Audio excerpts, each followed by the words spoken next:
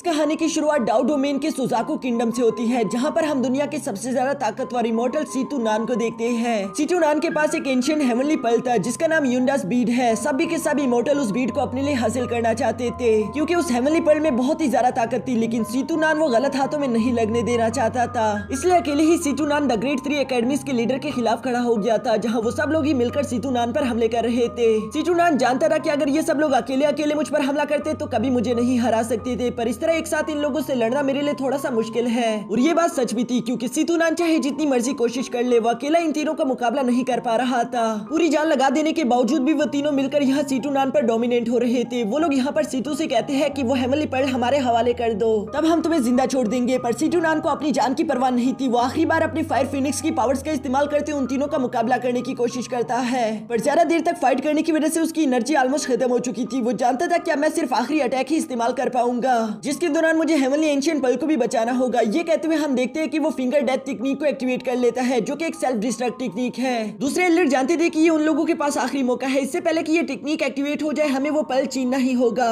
जो कहते हैं वो सब लोग एक साथ ही आगे बढ़ते उस पर्ल को खींचने की कोशिश करने वाले थे। तभी अचानक सीतू नान की बॉडी यहाँ पर सेल्फ डिस्ट्रक्ट हो जाती है, जिसकी वजह से वहाँ पर एक बहुत बड़ा एनर्जी ब्लास्ट हो गया था। और साथ ही हम देखते हैं कि सीतू नान की सोल उसी बीड में अब्सॉर्ब होकर कहीं खो चुकी। बैकग्राउंड में हमें सीतू नान की आवाज सुनाई देती है, जो कि कह रहा था कि एक वक्त आएगा जब ये बीड अपने मालिक को चूज करेगी और तब मैं वापस लौटूंगा। यहाँ इस हादसे को इसके बाद 10,000 साल गुजर गए थे, कोई भी उस हेवनली एंशिएंट पर्ल को दोबारा ढूंढ नहीं पाया। साथ ही हम लोगों को जाओ कंट्री का सीन दिखाया जाता है, जहाँ हम लोग अपने हीरो लिंग वांग को पहली दफा देख पा रहे थे। लिंग वांग को पढ़ने का बहुत ही शौक था। वो बचपन से बहुत ज्यादा समझदार है, लेकिन उसकी पावर्स बहुत ही ज्यादा कम थी। लिंग वांग की फैमिली में सिर्फ उसके मॉम एंड डैड ही थे, जहाँ पर ये तीनों मिलकर लकड़ी का काम करके अपना घर का गुजारा करते थे। इन लोगों की हालत कुछ ज्यादा अच्छी नहीं थी, पर तीनों एक साथ रहने